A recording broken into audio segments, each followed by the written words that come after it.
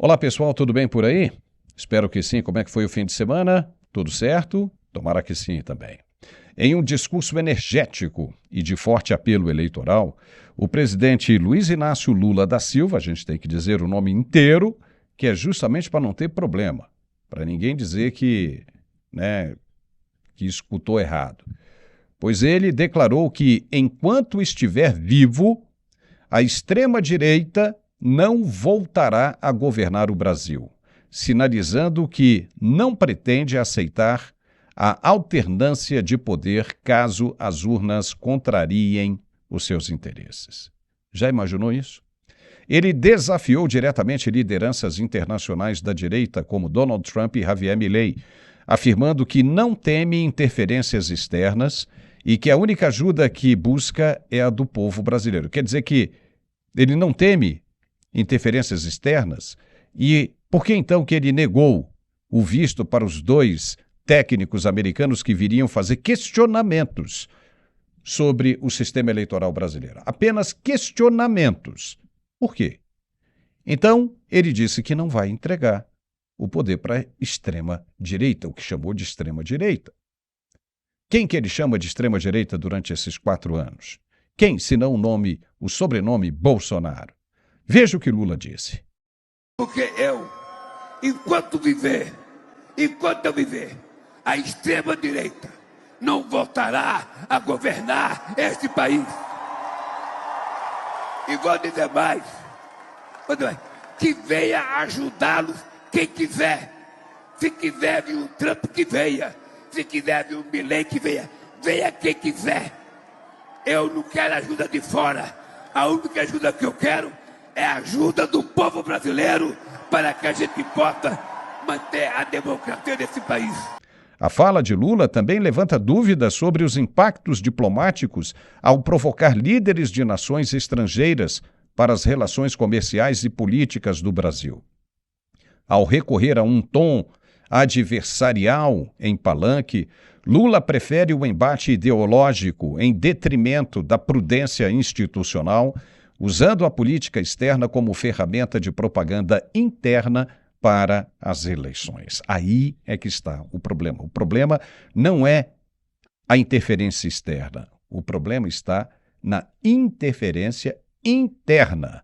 Na verdade, o que estamos presenciando é o discurso da sabotagem democrática e o delírio de perpetuação no poder. A declaração de Lula afirmando que a extrema-direita não volta ao poder enquanto ele estiver vivo é o retrato acabado do autoritarismo disfarçado de defesa da democracia.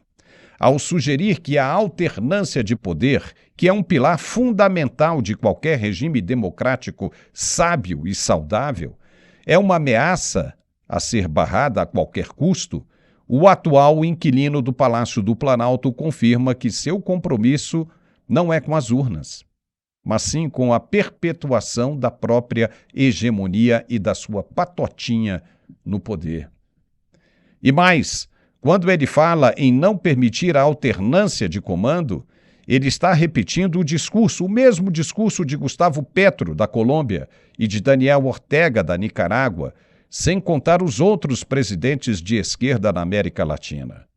Deixam a entender que estão convocando uma convulsão social por parte da militância de esquerda no intuito de um verdadeiro golpe na democracia. E tudo isso disfarçado de defesa do povo brasileiro. Que vergonha! Eles acreditam que, com uma simples narrativa mentirosa de defesa da mesma democracia que eles atacam, eles vão conseguir dobrar toda uma nação e fazer com que todos acreditem que o golpe é necessário. Eles acreditam mesmo que tudo só depende deles mesmos, esquecendo o que pensa a comunidade internacional e os principais agentes que estão de olho nos passos deles. O recurso ao embate direto com líderes como Donald Trump e Javier Milei é a velha tática do inviolável populista que precisa inventar inimigos externos para esconder os fracassos internos do seu próprio governo. Enquanto a economia brasileira amarga incertezas fiscais, o presidente prefere usar o palanque para fazer propaganda barata, misturando política externa com militância partidária e colocando em risco relações comerciais e diplomáticas cruciais para o país. Mas a máscara da reserva moral cai mais uma vez. E quem prega o respeito às instituições não pode se colocar como uma barreira pessoal e indefinida contra a vontade do eleitorado. O discurso de salvar a democracia só vale mesmo quando o resultado das urnas favorece a esquerda. Quando o povo cobra mudança e a direita avança, aí o democrata de fachada logo mostra suas garras e desaparece. E deixa transparecer o seu verdadeiro desprezo pelo devido processo eleitoral. Para encerrar essa parte, mesmo planejando qualquer coisa nefasta como não entregar o poder, Lula e toda a curriola esquerdista não terão outra alternativa e amargarão a decepção da dura realidade de deixar o comando do país para nunca mais voltar. Dito isto, hoje estou recebendo aqui o nosso convidado Carlos Dias. Seja muito bem-vindo, Carlos. É extremamente preocupante ouvir um presidente de esquerda, fundador do Foro de São Paulo, falando que não vai deixar a direita assumir o poder no país. Caramba, isso aconteceu na Colômbia, não deu certo. Aconteceu no Peru, não deu certo. Aconteceu em Cuba, também não está dando certo. E Daniel Ortega também prometeu acabar com as eleições. Como é que você vê isso aí? Obrigado, Paulo, pelo convite. Eu vou começar por essa frase engraçada. Me lembrei de um dos filmes que eu gostava muito de assistir. Chamava-se Ali Babá e os 40 Ladrões. Você terminou dizendo o seguinte: para nunca mais voltar. Eu me lembro que a última frase do Ali Babá que ele dizia: fecha-te, sésamo, para nunca mais abrir. Então a gente pode fazer uma relação direta, né, com esse conjunto que está destruindo o Brasil e que esperemos que nunca mais volte, né? Então o importante é frisar o seguinte: quando ele diz não vai haver interferência externa, ele tem que dizer o seguinte: a interferência houve em 2022, tanto interna quanto externa. A USAID, chamada, né, o apoio que foi pedido pelo então ministro presidente do Supremo Tribunal Federal, né, que o ex-ministro Barroso, que organizou toda essa estrutura internacional de interferência nas eleições brasileiras, pediu apoio, e ele mesmo disse. E houve depois o quê? Uma interferência do próprio posicionamento parcial do Tribunal Superior Eleitoral, que começou a tirar a propaganda do Bolsonaro. O Bolsonaro não podia dizer, por exemplo, como você acabou de falar, a relação de Lula com o Foro de São Paulo. Não podia dizer que o Lula era favorável, e o governo dele sempre foi, a eliminação de crianças no ventre materno. Não posso falar no nome correto por causa da própria censura do canal aqui do YouTube. Outras coisas que nós assistimos, né? Um governo que veio, né, da continuidade de uma descondenação apenas e que o habilitou a uma disputa eleitoral, e um sistema judiciário que pressionou ao longo de todo o mandato o presidente Bolsonaro, o mandato dele, pressionado pelo Supremo Tribunal Federal. Então, o que a gente observa aqui também é outro ponto que a gente precisa deixar claro. Não existe extrema-direita no Brasil, como eles querem colocar, como se fossem movimentos extremados no Brasil. Me diz o seguinte: qual é a invasão de prédio que nós fizemos? Qual foi a plantação que nós queimamos? Qual foi a fazenda de esquerdista, por exemplo, que nós invadimos? Qual foi o carro que nós tocamos fogo? Qual foi a imagem, por exemplo, de Borbas Gato que nós tocamos fogo? Então não existe nenhuma extrema-direita no Brasil. Existem pessoas do campo conservador que se posicionam do ponto de vista político a questão da liberdade econômica e a liberdade pessoal. Uma coisa vem da outra, e mesmo o próprio direito de propriedade. Então, quando o Lula fala isso, você imagina se fosse o Bolsonaro que dissesse que não ia entregar o poder.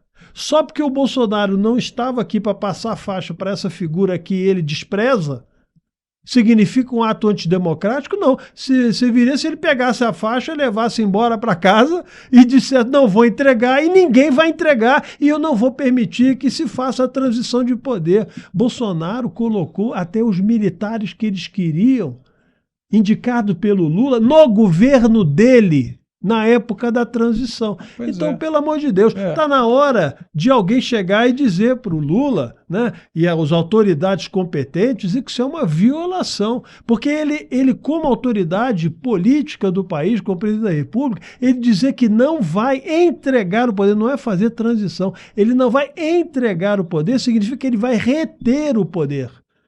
Então ele precisa explicar como ele vai fazer. Será que, de repente, o Uber também não passa e ele não vai dar o golpe no país?